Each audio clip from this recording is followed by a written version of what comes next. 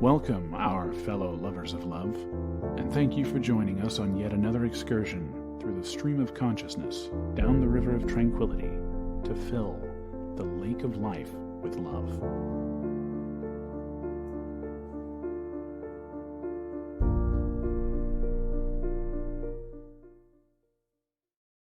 Good evening. Welcome to Late Night Love. I'm not sure if that was a bad vampire or Russian accent, but either way, it was absolutely terrible. In this episode of Late Night Love, we dive into the complexities of relationship, parenting, and work-life balance, from navigating weight-related ultimatums and silent treatments to dealing with low self-esteem and corporate frustrations. We cover it all. Tune into heartfelt advice, real-life stories with a touch of humor, hopefully, as we explore the ups and downs of love, family, and career. I like it. He keeps telling us, I have the AI write these. We'll just be up front because I can't write that well. But it always pops in this humor thing. And it's awfully inspirational there. I may be many things, but a comedian has never been, no one's ever accused me of being a comedian. I can be funny in the moment, and we can kind of hope that kind of carries into it. But yeah. Whew. Yeah, so it is the ups and downs of life that we talk about a lot here, because there's a lot of ups and downs about life. And one of the things we try to cover routinely is that without the downs, you don't really understand the ups. And if you don't analyze both, you don't understand either. I mean, it's perfectly fine to be happy in the moment and enjoy it. And good Lord, please do. And without having to analyze it, right? Momentary joy, take it, put it in your pocket and run with it, right? There's, enjoy it while it's there. But long-term happiness, that's something different. And we always confuse that long-term happiness with that short-term joy. We think happiness and joy are the same thing, and they are not. In the moment, they can feel similar. But, joy it is that momentary thing. It's fleeting. It comes and it goes, and you enjoy it in the moment, right? It's right there in the word. Happiness is deeper, more meaningful. It has a longer term thing. It includes the downs of life. That despite the downs of life, you still somehow manage to be happy, and that is a choice that we can all make to some extent. And how did that happen? Can you do me a favor, my love? You see that light? Grab it and move it a little bit. Nope, out of the camera shot. No, this way. Yeah, never mind. Hold on. We'll just. It'll be easier for me to. Because you're all way back out of your. Okay, there we go. Yeah. It messes up the green screen when it's not there. All right. So we've got that all dealt with, and talk a little momentary joys of. Yeah, it was a quick setup. I was napping a little late, so we threw the studio together. But the camera doesn't see, the camera doesn't know, but we just told you the studio is not exactly in tip-top shape at the moment. We got about 10 more days, and then it will be. No, we got 10 more days before the bedrooms are set, or the bedroom is done, and the new office is ready to move into. Mm-hmm. Then we've got to do the studio. Now, it won't be all that hard to do the studio, but then we've got to set up the studio. So it's still got a couple weeks. Hopefully, though, right around Thanksgiving, right around Halloween, we'll be functional in here more than just kind of slapped together. Yeah. Yeah. So we're looking forward to that. Trust us. We are looking forward to getting off of our 50-year-old carpet. We're kind of figuring out that's about how old that carpet is. Maybe even a little older considering the color. It might be from the late 70s instead of the early 80s. Yeah. Yeah. We're not quite sure. But we get to get rid of it. Of course, we haven't touched that bedroom in 14 years. So we've got. Well, I do. I've done a lick and a promise for 14 years. I've never really. Yeah. I've done some deep cleaning, like wipe all the furniture down, There's not that much in that room. That it's just gonna be a lot of. There's gonna be hairballs and dust balls and all kinds of stuff from times guns being on. It is what's going to happen. Yeah.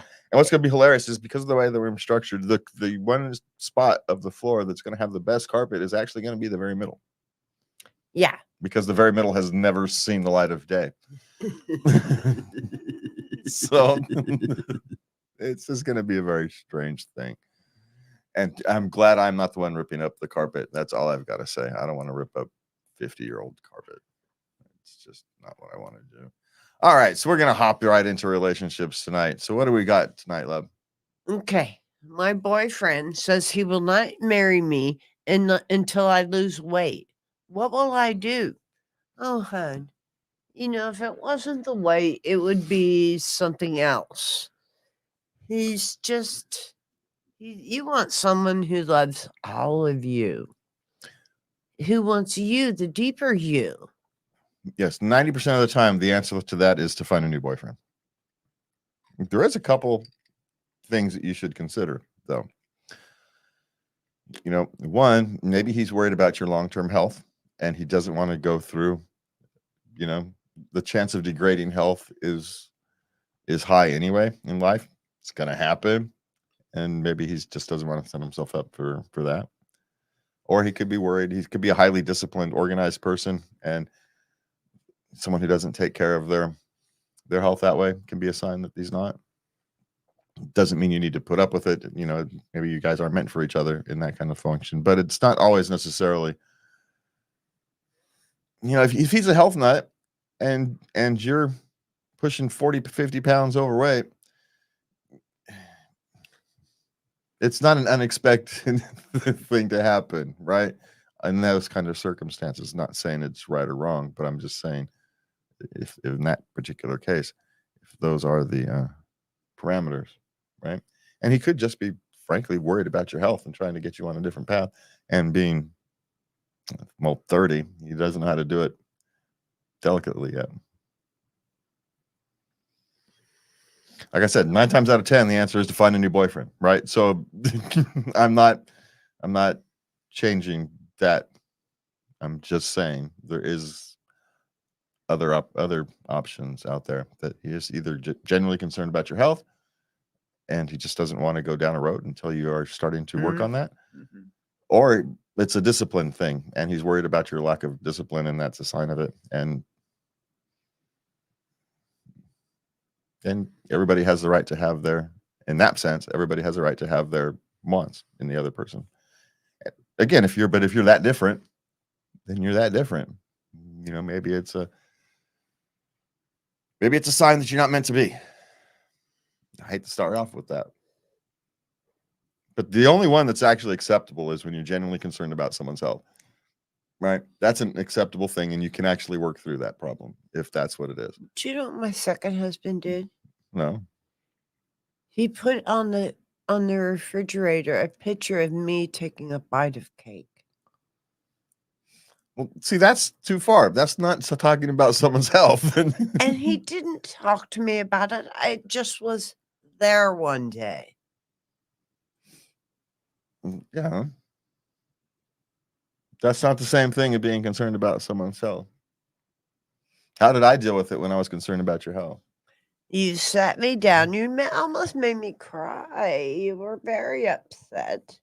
You were, and I could tell you were nervous, but you told me you were concerned about me. So there's ways to do this with expressing love and concern and care without being overly judgmental. It's just, I'm deeply concerned about you and here's why, right? So you can do it. And he may just not have as much practice as screwing that up as I have. And this isn't done because I have screwed this conversation up, right? This is how I'm good at it now, is because I still screw them up, but I know how to get out of them when I screw them up. It's just practice. Yeah. So there is a way to deal with it if that's, and again, we're going to go back to 9 times out of 10. The answer to that question is to find a new boyfriend. Right? 9 times out of 10.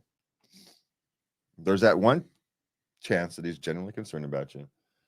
And actually, that's the one to hold on to if that's the case. And it may not even be 9 out of 10. It may be 9.8 or something out of 10. So I'm not sure. But I don't want to rule out that one person who's generally concerned about your health, and he's trying to use marriage as a motivator for you to change your outlook, change your habits.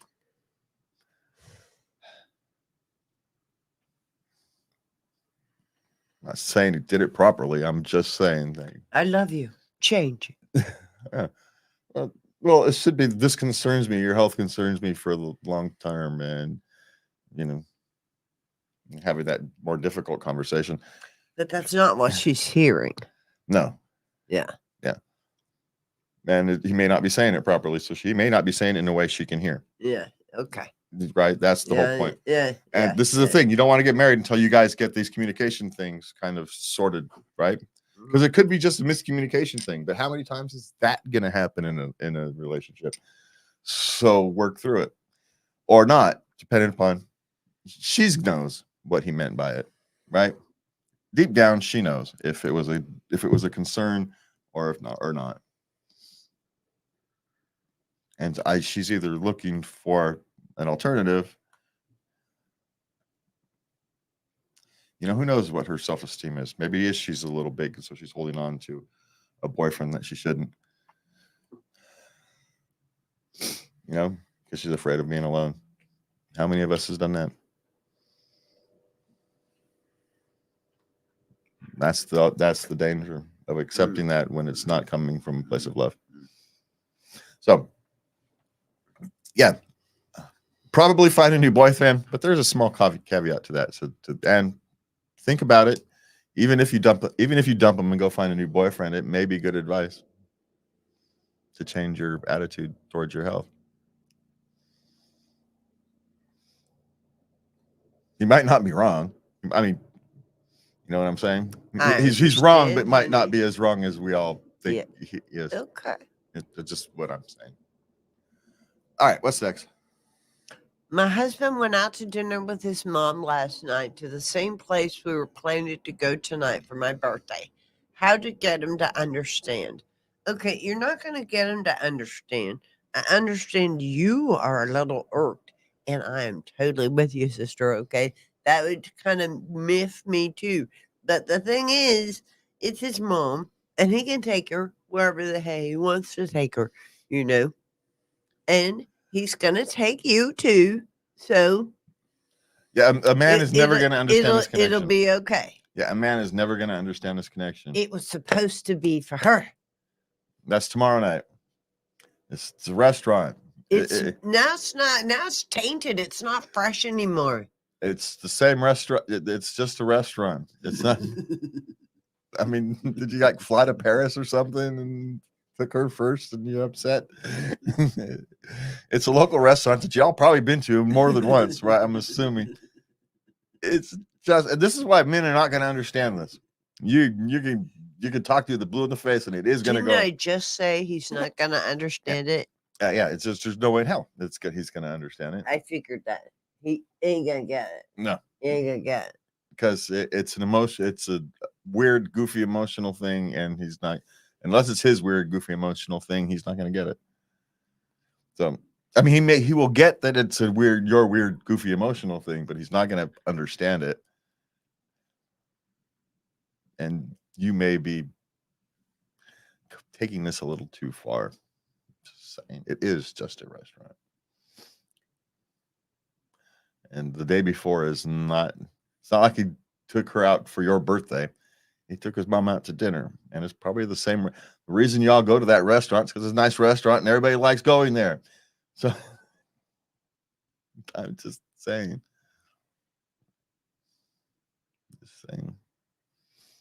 They're not connected. I know she feels it's connected, but it's not connected. You're gonna end up, you do this, you're gonna end up like that meme with the guys trying to explain the conspiracy theory with all the ropes type take behind them. You're gonna tie yourself in knots. Enjoy your day. Don't worry about somebody else's yesterday. Enjoy your day.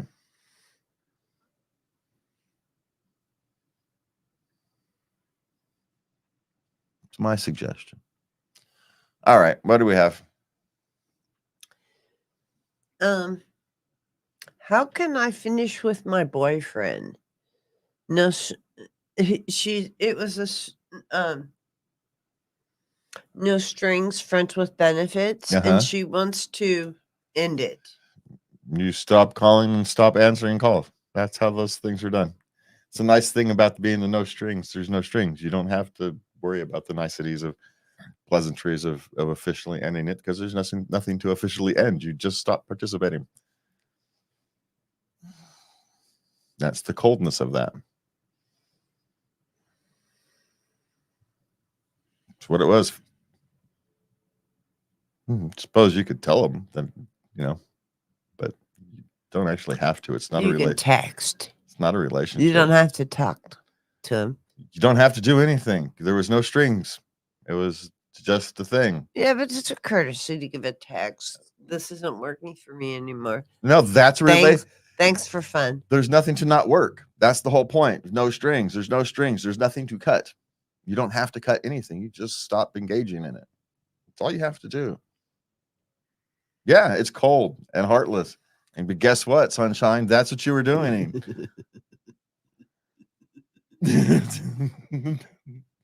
So you want to end it, just end it. There was no relationship to have to end. So you don't have to end anything. You just stop participating.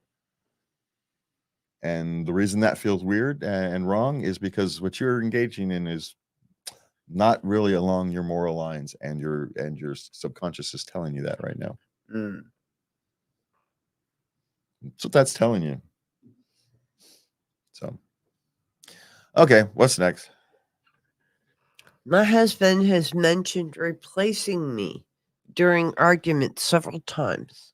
How to proceed? Well, this is one of those things. During arguments, people talk about this all the time. From a man's perspective, men hear this all the time. So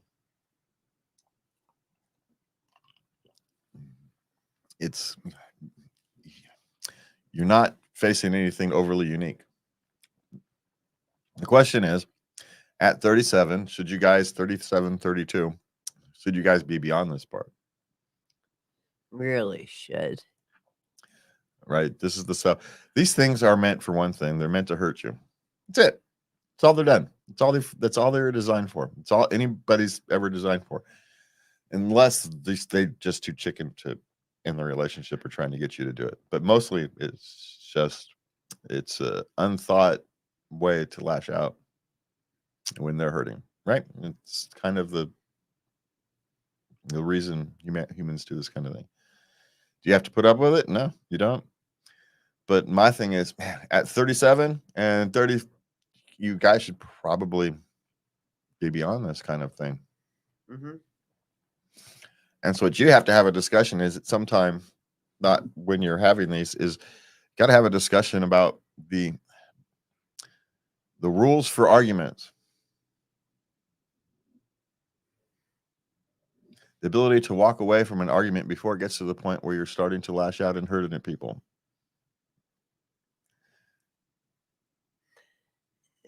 That's critical. Everyone should have that you can get the timeout signal. I'm going to start saying things I regret. We're talking in circles. It only means it's going to get worse. We're taking a timeout so we can, go reevaluate our arguments, right? Yeah. If nothing else. You got to do that. You got to have that option. It's a stress relief valve. Well, in more than one relationship I've been in, that was not, they didn't want to allow that. I mean, I had to really put my foot down. Yeah. Well, because people don't instinctively realize how important that is in a long-term relationship. They want to resolve the issue now, but you're not going to resolve the issue now. There's too much. There comes a point where there's too much emotion involved, and you're just trying to protect yourself or lash out at the other person rather than resolve whatever issue you're right. The argument has devolved past whatever the hell it was about, right? That's no longer the issue, right? Someone needs to say, nope, time out. We've gone sideways. Go off about our business. Yeah. And give yourselves the freedom to do that. And you can lessen the chance that you get to the point where you're lashing out. because that's what that is. 9 times out of 10, that's a lashing out. It's I'm hurt, so I'm going to hurt you back, and you avoid that by not letting the arguments get to that point. You call timeout before they degenerate to that point, and it's hard. It's hard to start. And I've had some really good ones as you were walking away. But I said them in my head. That's not going to help.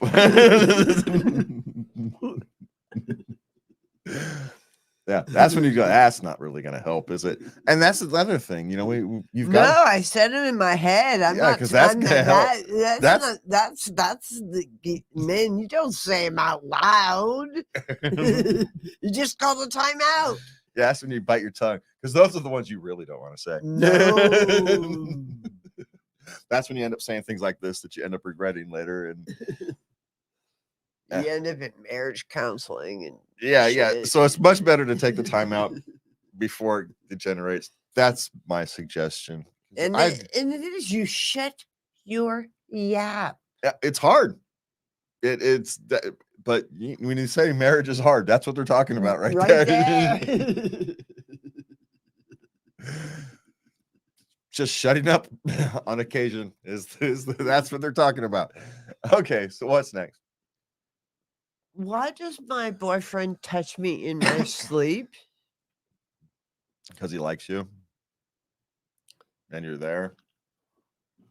You know, just like a leg over or whatever. Even if my guess is she's more caressing her when she's sleeping, but because he likes you and you're there.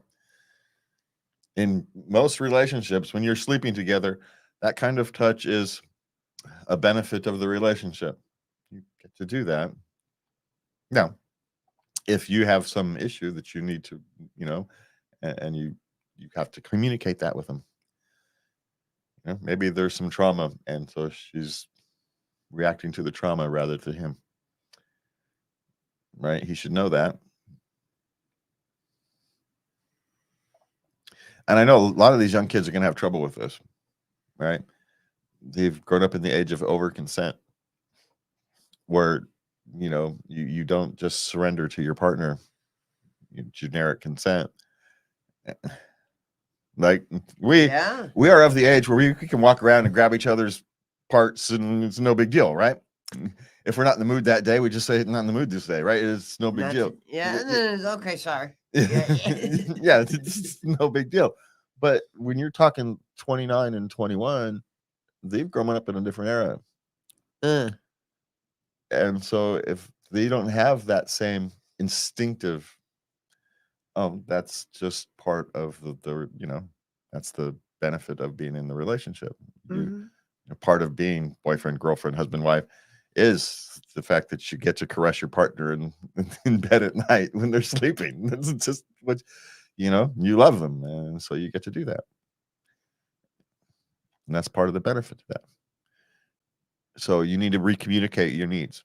So if you, for some reason, maybe it's the trauma, maybe it's just culturally ingrained, then you need to tell them. I would suggest you enjoy it. That's what you're there for. You like him, don't you? You like it when he touches you, don't you? Why are you there if you don't?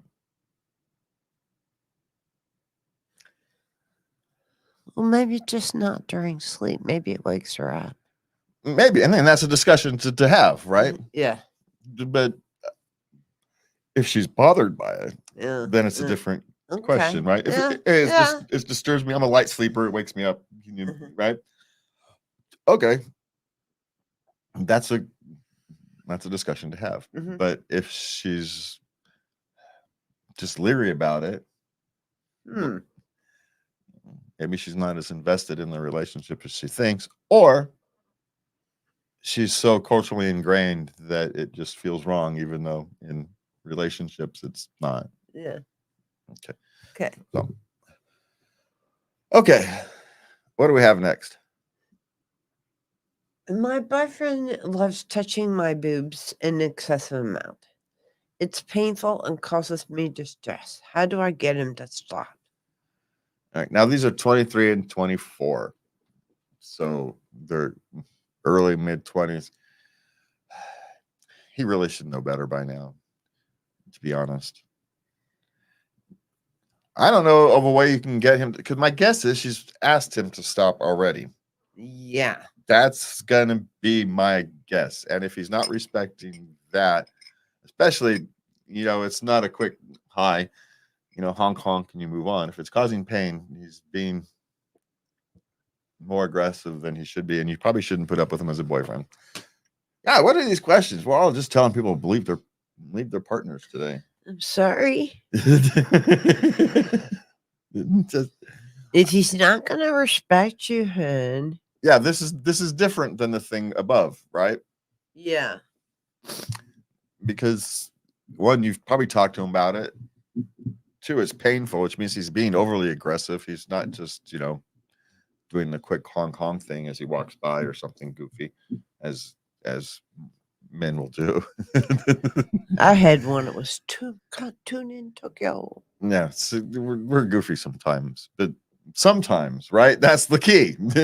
We're goofy sometimes, not in this excessive amount, not to a point where it's, painful and causing distress. So our suggestion is to find a new boyfriend, sadly. But it's probably the only way he's going to learn, would be my guess. Okay, what's next? How can I communicate to my boyfriend when I'm getting the silent treatment? Oh, I do have another suggestion though for that last one. If you don't quite want to leave your boyfriend, it did come to me. What? Talk to his mother. Ooh. He's young enough where talking to his mother could still work. If you think he's worth it, but just saying. Okay. That's a good one. I'm going to break up with you. You don't get this. This is my last ditch effort. Your mom. Yeah. Yeah. Yeah. Okay. How can I communicate with my boyfriend when I'm getting the silent treatment? You don't respect it, and it goes away faster. Really? Yeah. Because you're not getting the silent treatment. It's not a strategy. He's just upset and doesn't want to talk to you right now. The more you respect that, the faster it'll get over. You don't have to do anything. You can make him a sandwich, heart, the path to his heart leads to his stomach kind of thing. But my suggestion is to just leave it alone.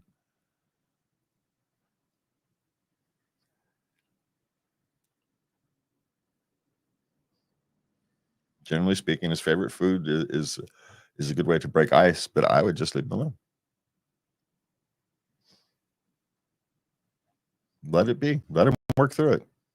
Doesn't want to talk to you about it right now, so don't.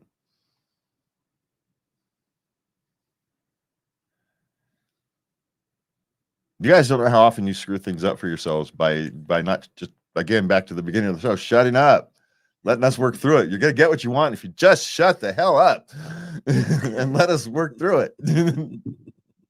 You don't, you push us and we dig our heels in. So just shut up. Y'all are complicated. You know that? No, we're not complicated. You just don't believe we're as simple as it is. It's like if we're giving you the silent, it means we're working on things, right? And trust us, if we're not saying something, you're probably better off not knowing. So we're in the middle of whatever it is. Uh-huh. You don't want to walk in on the middle of an unfinished project because it's not going to make any sense. So wait it out. The more freedom he has to work through it, the better off it's going to be for you in the long run.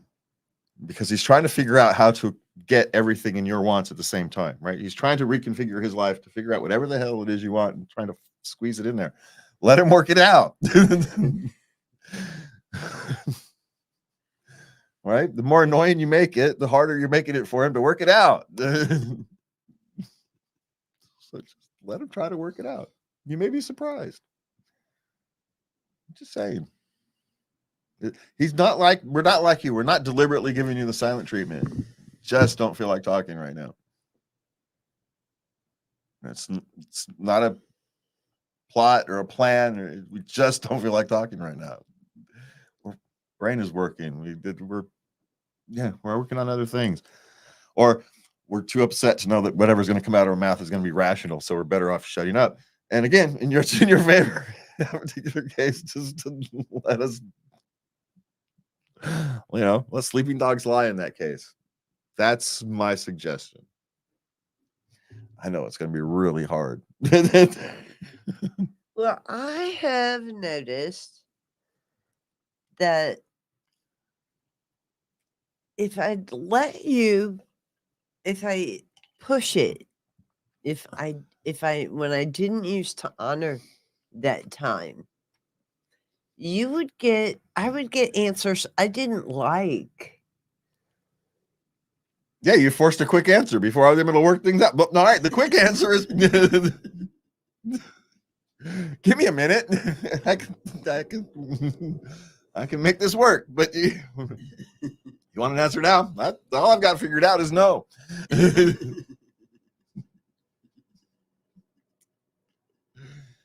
Sometimes I can't give you exactly what you want, but I can get kind of close. And so, but you got to let me figure out how to get close. So that's all that one is. All right. So yeah, my suggestion is give him the freedom to work through whatever it is he's working through, and even if that is just I can't talk sense right now because I'm so emotionally invested, you're still better off just leave him alone. If you really want to make some kind of a peace offering or break the ice, you bring him some kind of food. In my case, it's a Snickers bar or a Dr. Pepper, right? Or whatever it is. If he likes ham and cheese sandwiches, you bring him a ham and cheese sandwich. Whatever it is, right? If you just want to break the ice. And it's a symbol that it's a comforting symbol that you're there as support rather than as a problem. That's what that means. Okay, on to parenting. Okay, being told a stay-at-home mom is not a job. All right, this is gonna get me in trouble. It's not a job. It's a lifestyle. It is you. It's who you are. It's what you do. There are lots of things that are transferable skills that can transfer to jobs. Yes. And it's very difficult. I have done it, but I would not consider it a job because you're not working for somebody else. A job is when you're working for somebody else. You're raising your children. That is not a job. That is a calling. It's not the same thing. Don't treat your children as a job. It's a bad mindset to get into. You are raising your children. There's nothing more important in the planet than raising children for the next generation. It's more important than any damn job you can get out there. It's not a job. It's more important than a job. You're taking a house, you're raising children, you're caring for others. And yes, amongst that, there are lots of skills that you will learn and develop that can be transferred to a job. But I've never understood this need to turn raising your children into a job. Taking care of your family, it becomes a job. You don't need to justify to the world what you do. Your justification is because it's the damn right thing to do. You know it. You don't need the rest of the world to know it. So there. Don't pay no attention to it. You go and you do your thing because what you're doing is far more important than any damn job you could be holding. There you go. Okay, what's next? Nobody told me coming up with dinner every night was this hard. Okay, look, there are tons of services online that can make you come up with dinner, suggestions, and keep it interesting and take your skill level and your food preferences into account. So you don't have to do this. You do not have to reinvent the wheel. Quit it. Or just eat the same 3 things, cycle them. That's what I do. Just eat 3 things. I had, I used to do grocery shopping. I did it once a month for the most part. And to get everything, all the dry goods and canned and everything, meats, freeze the meats, all that kind of good stuff. And I had a monthly menu, and I didn't repeat. I repeated something maybe 2, maybe 3 times. That was it. No, we had spaghetti a lot and homemade hamburger helper a lot. It was cheap. You made them in bulk, and fed the kids. So there's more than one way to skin this proverbial cat, right? So there's services that will box you your food and send you your weekly food, and they don't cost that much more than going to the grocery store.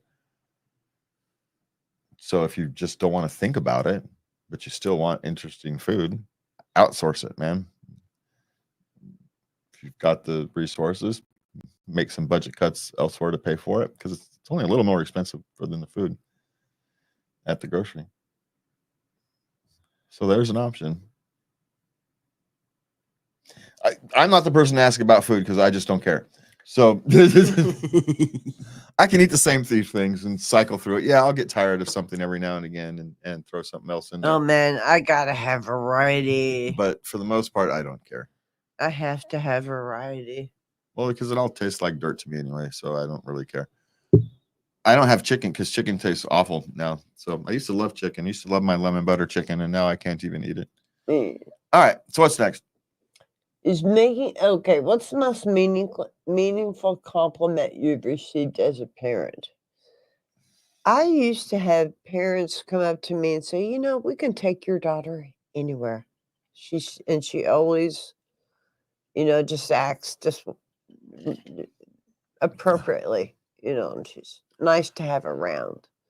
She's fun to be with, so. Yeah, my kids always had that thing when they'd go off with somebody else.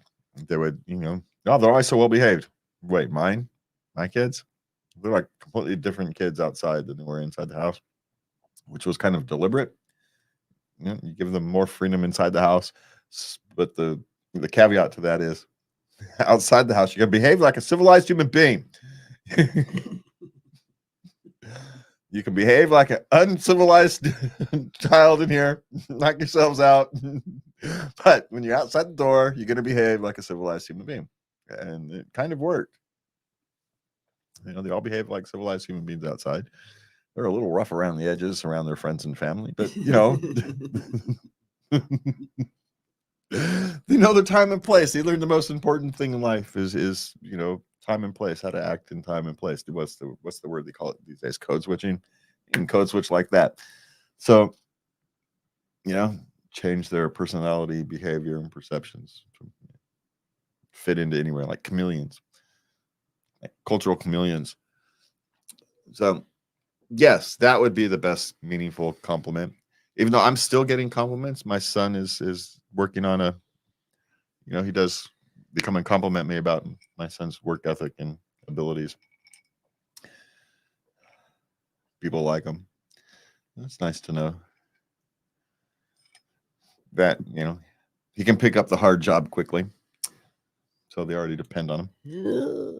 That's good. Apparently doing sports replays is very difficult, complex. Oh. All that video gaming comes in handy where you can multitask. Who knew? All right. So what's that next? Is making the bed all that important? It depends on you. For some people, making the bed is highly important. It's part of their discipline routine, right? If they don't make the bed, they don't go through their morning routines. They're highly routine oriented, and it's very important for them. Mm-hmm. Other people, they don't need that, right? I like how it looks, and that's also another reason why we have a comforter, because all I have to do is just throw it up over, and that's it. Yeah. So now you know it's because I'm lazy. it may be important. So, you have to find out if it's important to you. Try it for a little while. Make your bed. Be routine about making your bed and see if you like it. See if it makes a difference in your life or not. Maybe it does. Maybe it helps you set your morning routines. Maybe it makes your life be a little more. Maybe when you get home at the end of the day and you've got to make bed, it's just you feel better. Who knows? Mm-hmm. I don't. None of that stuff bothers me, right? It's I pay no attention to it, but people do, and I'm not going to dismiss their experience because mine is different. So my guess is, if you're thinking about it, if you're asking Reddit about, is making your bed important, you're asking some fundamental questions about yourself. And so maybe it's not about making the bed for you. Maybe it's about making a change in your life. Maybe the bed is symbolic.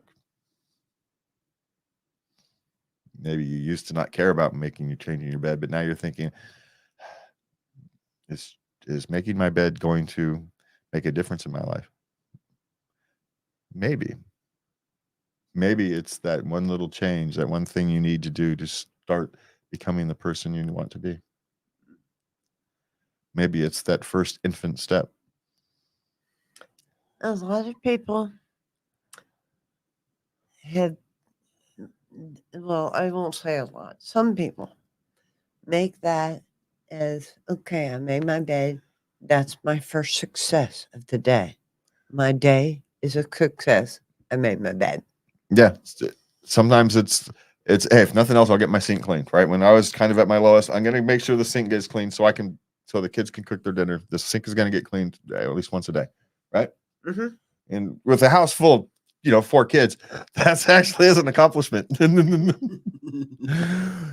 But sometimes if you're just trying to pick yourself up and rebuild who you are, start wherever you're motivated to freaking start.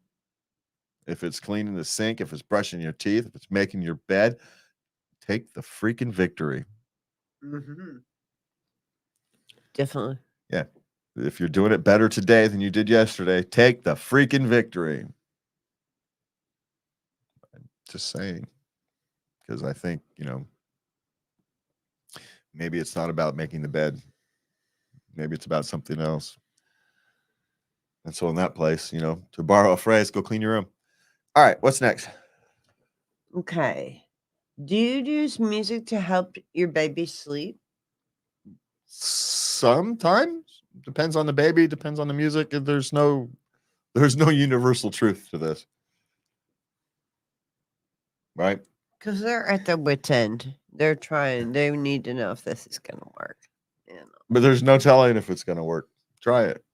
And, you might have to try different genres of music. Maybe they don't. Maybe the music you think is calm and soothing for them. They may like acid rock. You never freaking know. All right. But they may be having colic. It's a colicky baby. Have them check for hernias. The hiatal hernia is also something that babies can often have, that parents and can be painful if they. So there's a couple of things to check for. Okay. But music might help. The thing that always helped for us was driving them around in the car. Mm-hmm. So, okay, what's next? How to talk to our 16-year-old daughter. Mom is pregnant. Oh, well, she's going to take it awful or great. So there's no, at a 16-year-old girl, there's only 2 ways to take this.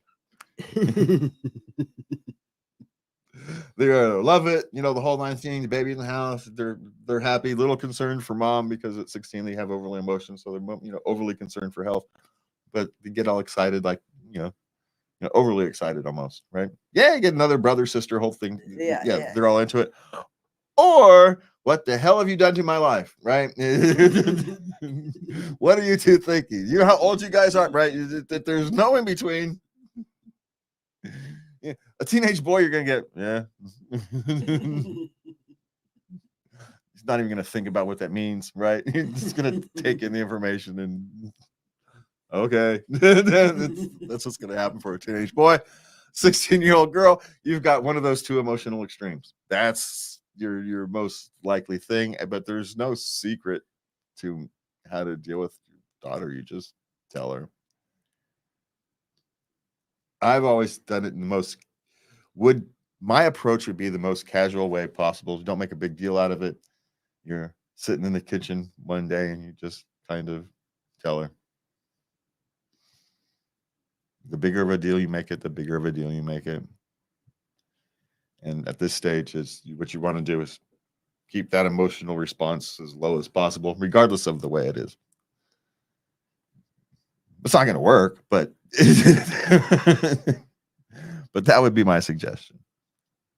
And hopefully your daughter has the positive response, because that one's much easier to work with.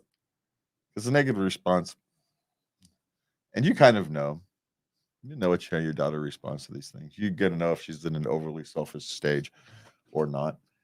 And 16-year-olds go through overly selfish stages, right? They just do.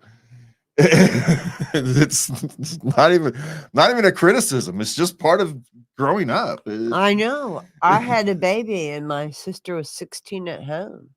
And all of a sudden my mom was all about baby clothes. And my sister was like, wait a minute. Yeah. So I wouldn't worry about too much about it. Just kind of approach it like you would approach telling her you're buying a new car. You know, don't make it a big deal. All right. What's next? Okay.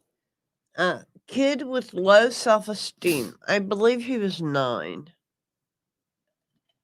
Okay. At that age, what happens is when you try things, you fail a lot. And if you don't have someone to help, if he doesn't have the support to pick himself back up and try again, then he's going to end up with a low self-esteem, because he doesn't have the experience of transferring failure into success. And that's where boys lose their self-esteem, when they don't have, because at 9, you fail at most things you try, right? Yeah. You're just going to. Yeah. But if he doesn't have someone to encourage him to get up off the grip mat and try it again, yeah, of course, it's the first time you tried it. You're going to be bad at it. Try it again. Try it again. Try it again. Try it again until he becomes competent at it. If he doesn't have anybody to help him do that, then he doesn't know what success is. Then he doesn't know he can succeed, and so he's not going to feel good about himself. So find something he's good at and encourage him to get better. It doesn't matter what it is. Video games, playing Yu-Gi-Oh cards, sports, spelling, doesn't matter what it is. Just find out what something he's either really interested in, which might actually be even better. Find something he's really interested in, but kind of scared to try it. Send him to lessons. Make him get competent at it. Make him push through the fear. Get him to the other side of a couple things. Take his victories, just like we were talking about earlier. He needs some victories. He needs some wins. And at this stage, those wins come at the expense of failures. You're going to fail a few times before you get some wins. And he needs you there to pick him up and encourage him to move on. Yeah. Yeah, that sucked, didn't it? Get back out there. Yeah, you'll be all right. It's your first time. Of course you didn't get it. Go try it again.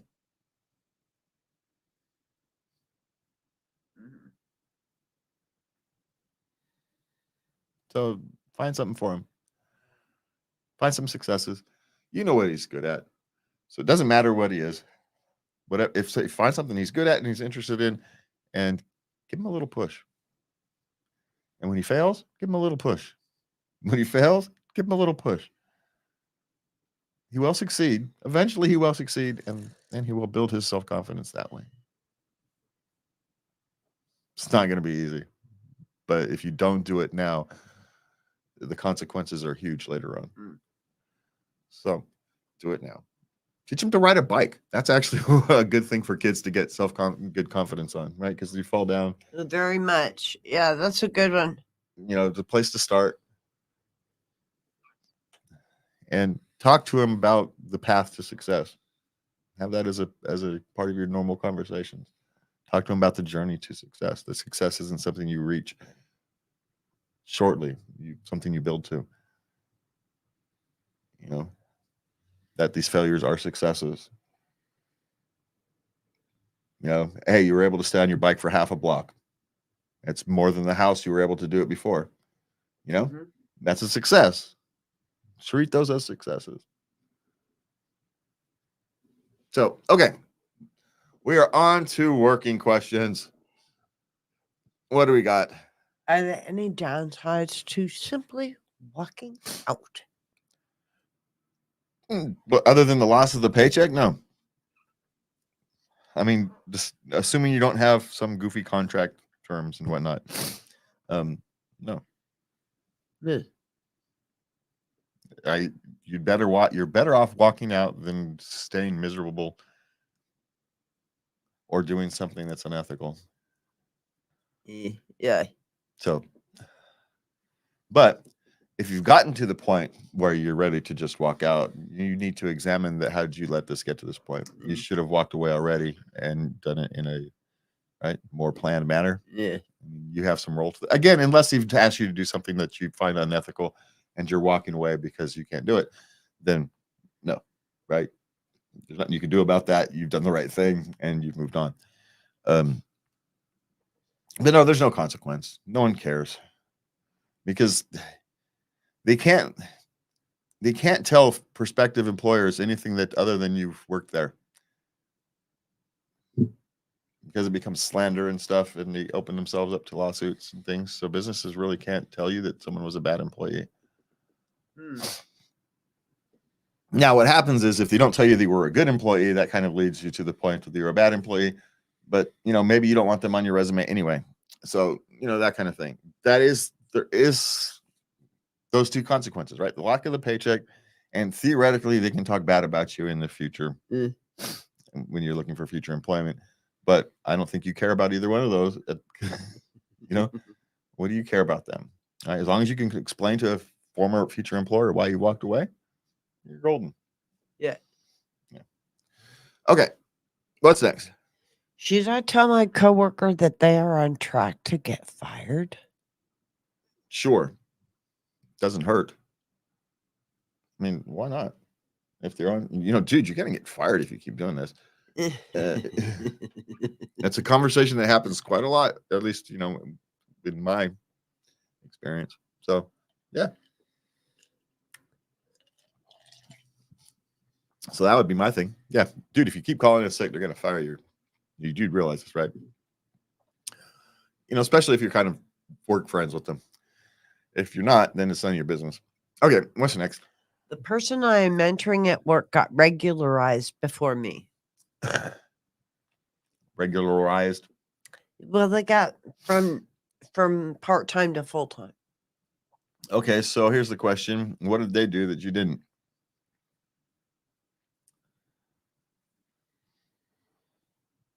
Were they willing to do tasks that you weren't? There's a difference.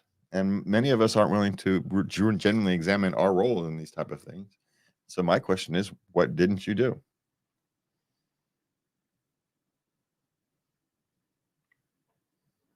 I mean, unless there's, nepotism or some form involved, right? Then there's a reason for this. Maybe he's got a better resume, and they've got the company has a different plan for him, so he's actually on his path. Right? It happens. Yeah, we're going to train you to do these things, but realistically, you're going to here, right? But you're going to learn the business from the ground up. So you start at the bottom, and you take the shortcut path to a. It happens more often than people know. You take the short path to the corner office, but they have to learn the ropes. But what's wrong with you? Have you sent a signal that you don't want to be full-time? Have you, when they ask for, did you go above and beyond any time? They're going to take the person they can depend on. And if you are overly concerned about other things, then they're going to choose somebody else. Or you're just not as good as you think you are. Remember, most businesses are performance based, right? They're going to take the person who they think is the best person for the job, barring some nepotism issues, right? Barring, friends, family type thing. So my question is, what did you do or not do? What's the difference? What was he willing to do that you weren't? When they called and needed someone to come in, did he come in and you not? I'm just saying. That's how these things happen. But also, maybe what you've learned is you need to look for a new job, a different place. Right? They don't maybe they don't respect what you do, your skills, and so it's time to look for something else. Okay. My boss hates Excel and chastises anyone who admits to using it in meetings. I hate Excel too, but it's a useful tool, especially for those who need it. So yeah, your boss is a moron. So to be honest, he's not a moron for hating Excel. I hate the dang, that's quite common, but it's a useful tool. And anybody who's chastising people for using a useful tool, I mean, what else are you going to use? I mean, you can use a different program that does the same thing, but it's the same. Fundamentally, it's still the same thing. Mm-hmm. So, when you need to use a spreadsheet, you need to use a spreadsheet. Yeah, they suck, but on occasion, they're useful. So, I love Excel. Oh, I hate Excel, but it's great. So, all right, what's next? Senior man that I need to work with daily will know that I talked to HR about his crush on me. What do I do now? Well, are you sure it was a crush? Maybe a nice man. Yeah. Or, it's hard to know. Well, maybe he felt like you were a daughter kind of thing and he was mentoring you. Or he's a creepy old man. But doubt it. I kind of doubt it myself. He probably talks in language of his era and, dear and sweetheart and that type of thing. And younger women of these days would find that condescending. I can get that. It's not how he means it, I would almost guarantee. But you went into HR, so that you just deal with it, right? As a professional level, you just keep doing your job. There's nothing to deal with. You've dealt with it. There's nothing to do now. Mm-hmm. Now you're feeling a little awkward because maybe you took it too far. And it's my guess that she's feeling kind of... Yeah. Maybe that crush wasn't really a crush. You know what I'm saying? And so, but either way, my guess is the relationship will change, which is what you were looking for. So it'll change, all right. Yeah. All right. So what's next? Do you ever feel you're driving yourself insane with the corporate way of life? Lots of people do feel like they're driving themselves insane. It's nothing new. It's just been going around since, at least the 70s, probably earlier. Anybody who gets caught up in corporate jobs, not everybody's made for that kind of thing, right? The big working for a Fortune 500 or something. Not everybody's made for that. So not everybody's made for working for the government and big bureaucracies and all that kind of stuff. So yes, if you're someone like that who should be working for a small company or maybe for yourself, you have more of an entrepreneurial mindset and you're working for a Fortune 500 company in a big things, you're gonna be driving yourself insane. Okay, what's next? I despise my job. I have 2 years savings. Should I quit and build my skills? Well, get a new job. Seems to be. Yeah. Just get a different job. Yeah, change your careers. Maybe you're starting back at lower on the totem pole, but you're not going to build your skills by going to college or anything. You're going to build your skills by doing things. So go do things. Get a job where you get to go do things. you have the benefit of having a big cushion, right? But Mhm. still, don't suck your cushion dry. Go out and get a job so you're still putting money in, so you're still getting money in. You're at the position where you can spend more than you're taking in for a little while. But don't. My suggestion is not to just quit your job and go live off your savings for 6-9 months. Don't no. Have a plan. Maybe go for a part-time job that you don't have to think a lot, right? While you go off and figure out what you really want to do. But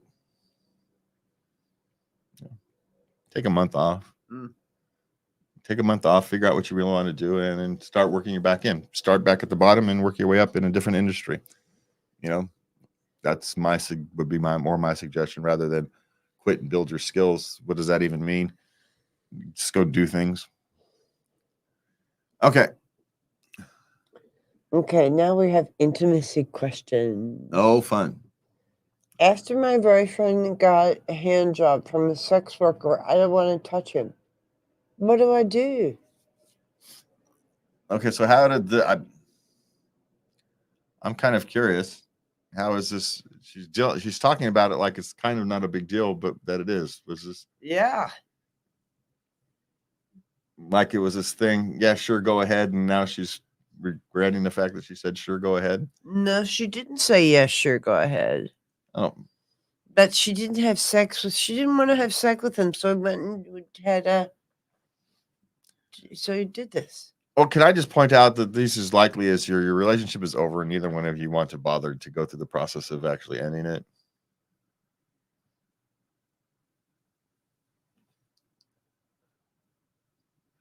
Yeah, I don't. It wouldn't be very hard for me to say adios, muchacho.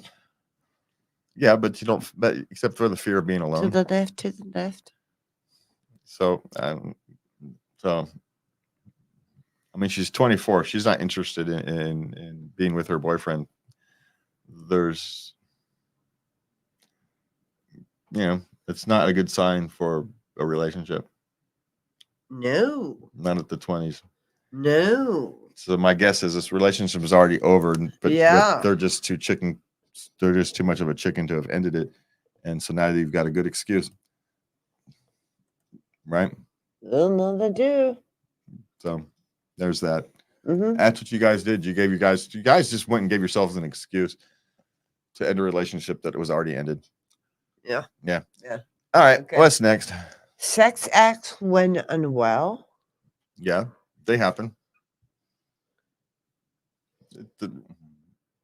There's no right or wrong answer on this one. It's okay. It happens. Man, not me. I'm like, don't come near me. Yeah, Go well, away. yeah, but women are just Bring me some soup. women are just as horny as men are. Don't let you guys fool us, and you're just as weird as we are. So, yes, it happens. There's, but it's an individualized thing. So, yes, and no. No, it's good for cramps. Well, theoretically, it's good for lots of things, but doesn't mean you're going to want to get. It's good for clearing your lungs. It's good for. So there's all kinds of things it's good for. It doesn't mean you're interested in going and doing it, right? It's good for curing headaches, but you don't see women having sex to cure their headaches. So I'm just saying, there's no right or wrong answer on this one. It's just the answer that you guys come up with. Okay, what's next? Is it okay to keep going after he orgasms? Well, yes, but it's overstimulation, and some people can deal with it better than others. But there's an overstimulation issue.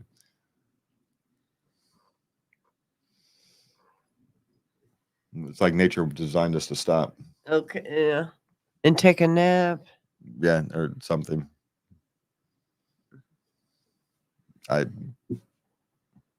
Saying, but it's okay. It's like it's not going to kill them or anything. No, and depending upon some people are able, like anything else. Different people have different responses. So it depends on your partner, really. Mm-hmm. Okay. Okay, wife, my partner wildly flails around during sexual activity. Need help. She's getting boffed and upside the head and stuff. Well, my suggestion would be then to be on a place where you're in the more control. Mm. Those are one of those things that are solved. You can solve by positions rather than. I'm just saying, if you really need to solve that issue, or find a new partner. At this stage, we're just gonna keep throwing out find a new partner in this episode, I guess.